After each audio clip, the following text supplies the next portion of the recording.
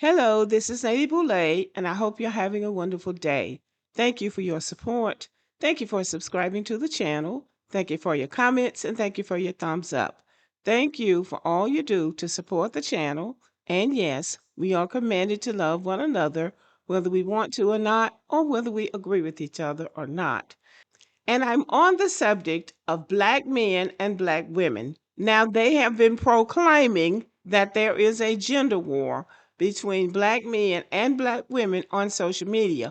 I want to quickly say that it's not just Black men and Black women. This problem is existing across the board.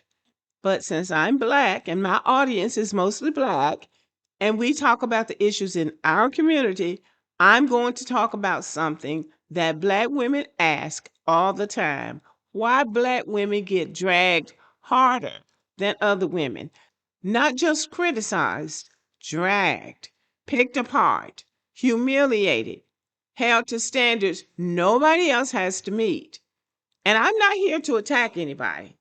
I'm here to break down the patterns, the history, and the psychology behind what we're seeing.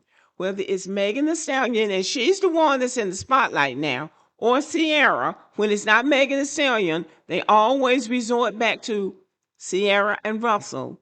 Or whether it's any Black woman who becomes visible, successful, and chosen. And chosen there is a very important word. So let's get into it. For generations, Black women were expected to be the backbone of everything: the family, the community, the culture. And because of that, society built this idea that Black women are supposed to be strong, unbothered, resilient, forgiving, unbreakable. So when a Black woman shows normal human emotions, sadness, anger, boundaries, vulnerability, people react like she's doing something wrong. Everybody else gets to be human, but Black women are expected to be superheroes.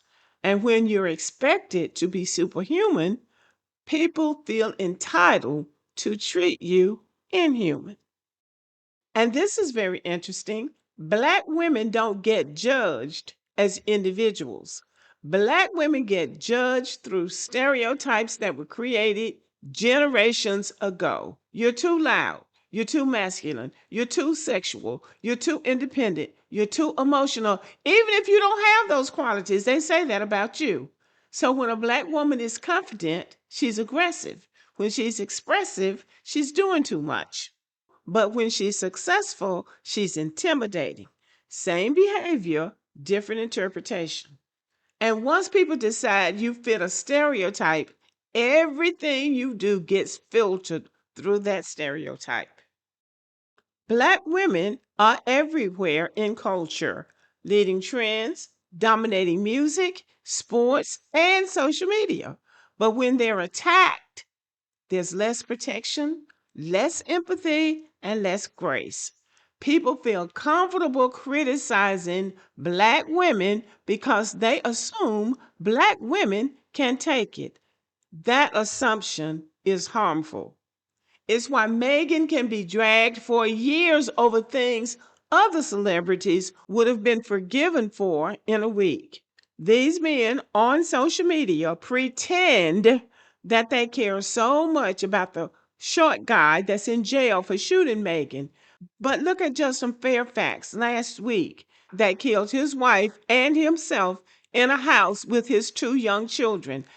I haven't seen anything about that. And this man in Shreveport shot two Black women that he was trying to kill and killed 8 children before he killed himself. I haven't heard them say anything about that man. Tamar Elkin is his name. I've been asking people about that, and people say it's easier to attack a woman than it is to attack a real criminal. It's easier to attack Megan than it is to attack somebody who is really harming the community. Some of the dragging isn't even about the woman being dragged. It's about the insecurities of the people doing the dragging. And that is probably the most important part of this video. A Black woman who is visible, confident, successful, Desired and chosen becomes a mirror. Desired and chosen being the operative words. And some people don't like what they see in that mirror. So instead of dealing with their own insecurities, they attack the woman. And this is why Megan the Stallion gets so much hate. It's not about her behavior, it's about what she represents. A black woman who has survived trauma, didn't crumble, didn't disappear, didn't become humble, didn't become quiet. That threatens people who believe black women should be put in their place. Now let's talk about Sierra and Russell Wilson because the way people talk about them is a perfect example of everything I just said. Their relationship destroys several online narratives. Black women with kids don't get chosen. That's what they like to say. Good men don't want women with a past. That's another thing they like to say. Men only want submissive, inexperienced women. Russell Wilson marrying Sierra, a beautiful, successful black woman with a child, destroys that entire worldview. So instead of adjusting their worldview, some people attack the couple. They call Russell corny because he represents the kind of man they wish they were. This is important. Emotionally mature, stable, loving, and consistent. They attack Sierra because she represents the kind of woman they feel, in fact, they know they can't get. Confident, feminine, successful, and spiritually grounded. And they defend Future because he represents chaos, ego, and avoidance, things that feel familiar to them.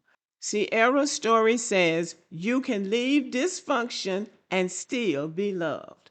Some people don't want to believe that. Now, every society or community has a hierarchy, and the black community in America has a hierarchy too.